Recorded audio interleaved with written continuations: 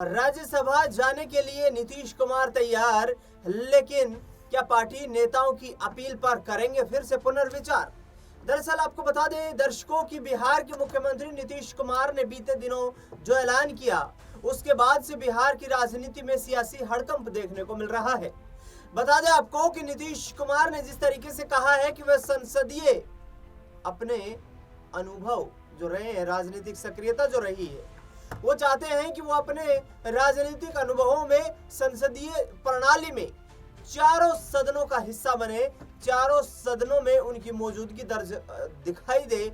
और ऐसे में नीतीश कुमार ने फैसला लिया है कि अब वो राज्यसभा के लिए अपना नामांकन दाखिल कर चुके हैं, जिसके आधार पर राज्यसभा के सदस्य बनते हुए नजर आएंगे। नीतीश कुमार की तरफ से जैसे ही ये फैसला लेने की खबर सामने आई, बिहार की राजनीति में हर कोई हैरान रह गया कि वह नीतीश कुमार, जिन्होंने चंद महीनों पहले यानी कि सरकार को बने हुए महज 100 दिन का कार्यकाल ही पूरा हुआ है, और इसी दौरान नीतीश कुमार ने आखिरकार यह फैसला क्यों कर लिया कि वो राज्यसभा जाना चाहते हैं। वही नीतीश कुमार जिनके दफ्तरों पर, जिनकी रैलियों में, जिनके पार्टी के कार्यक्रमों में बिहार के 2025 के विधानसभा चुनाव को लेकर के ये नारे लगते हुए नजर आते थे कि 25 से 30 फिर से नीतीश।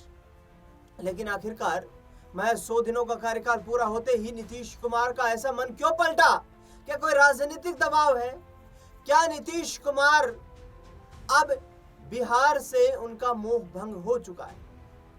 दरअसल नीतीश कुमार ने एक बड़ी बात कही है, और नीतीश कुमार का सीधे तौर पर यह कहना है कि अब बिहार में जो नई सरकार बनेगी, यानी कि जो नए मुख्यमंत्री बनेंगे, उनको पूर्णतया मेरा समर्थन और सहयोग रहेगा और मार्गदर्शन भी रहेगा। यानी कि नीतीश कुमार कहते हुए नजर आ रहे हैं कि उन्हीं के मार्गदर्शन पर सरकार चलती हुई नजर आएगी। लेकिन जेडीयू कार्यकर्ता काफी नाखुश नजर आ रहे हैं। जेडीयू के कार्यकर्ताओं ने पटना ही नहीं बल्कि प्रदेश भर के अन्य पार्टी के कार्यालयों पर भी जमकर इस फैसले का विरोध प्रदर्शन किया।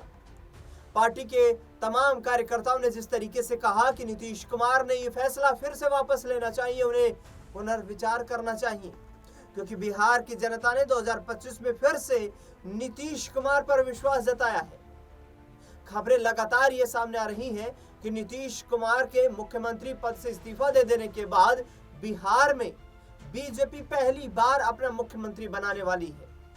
लगातार ये चर्चा चल रही है कि आखिरकार अब वो चेहरा कौन होंगे।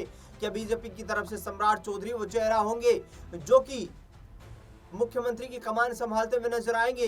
दिलीप जायसवाल होंगे? नित्यानंद राय होंगे? कौन होगा वो बड़ा चेहरा जिसको बिहार में अब मुख्यमंत्री की जिम्मेदारी सौंपी जाएगी?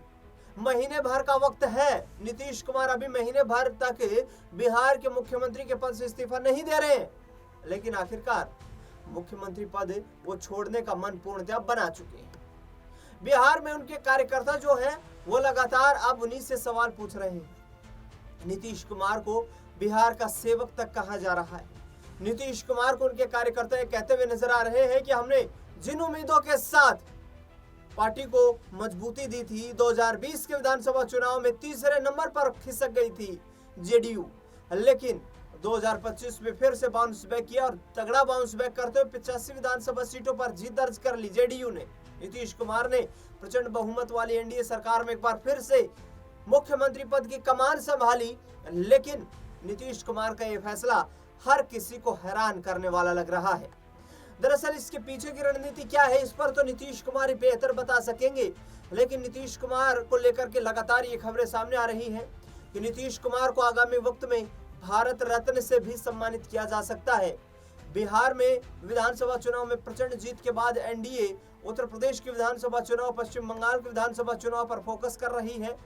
उत्तर प्रदेश में 2027 में विधानसभा के चुनाव होने वाले हैं, और उस 2027 के विधानसभा चुनाव से पहले नीतीश कुमार को भारत रत्न यदि दिया जाता है तो एक बड़ा कुर्मी वोट बैंक जो है उत्तर प्रदेश में है, करीब 2 करोड़ मतदाताओं की बात की जाती है, तो बड़ा कुर्मी वोट बैंक यहाँ पर बीजेपी की ओर कंसोलिडेट होता हुआ नजर आ सकता है।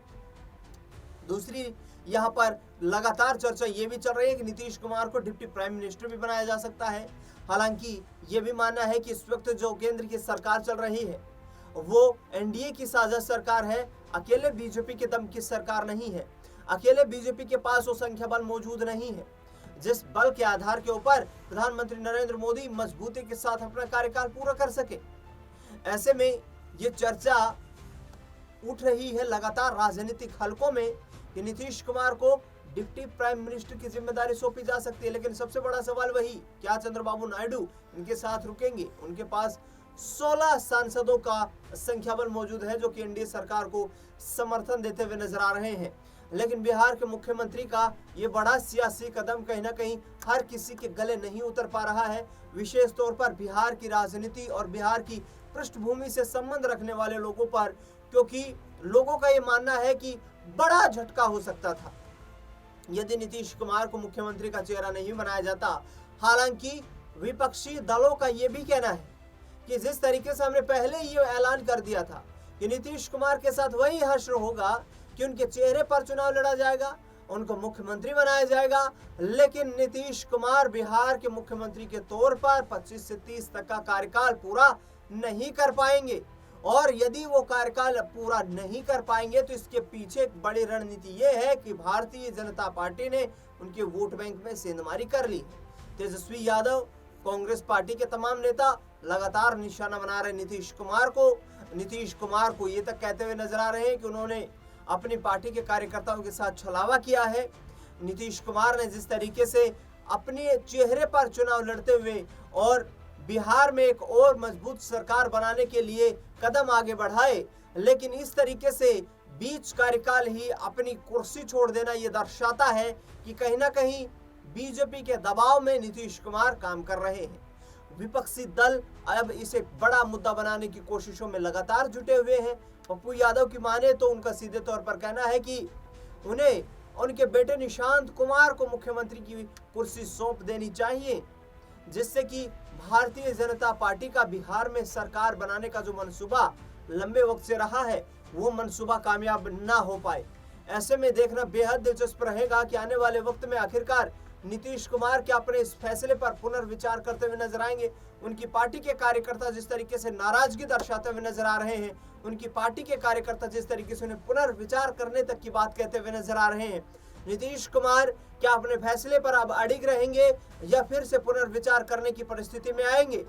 इसके साथ साथ ही बिहार में क्या सियासी उथल पुथल देखने को मिलेगी? क्या जेडीयू के बड़े नेताओं को कैबिनेट में बड़ी जिम्मेदारी दी जाएगी? बीजेपी यदि मुख्यमंत्री बना लेती है तो ललन सिंह को क्या दिल्ली से पटना शिफ्ट किया जाएगा और नीतीश कुमार की जगह उन्हें पार्टी की वहां पर बड़ी जिम्मेदारियां सौंपी जाएंगी? नीतीश कुमार दिल्ली से पार्टी को कंट्रोल करेंगे? ये तमाम सवाल खड़े हो रहे हैं, लेकिन कार्यकर्ताओं की, जेडीयू के कार्यकर्ताओं की लगातार ये मांगे हैं कि नीतीश कुमार को अपने फैसले पर अब पुनर्विचार करना चाहिए। इस खास रिपोर्ट में आपकी क्या राय प्रतिक्रिया है वो हमें कमेंट बॉक्स में जरूर बताएं। फिलहाल के लिए इतना।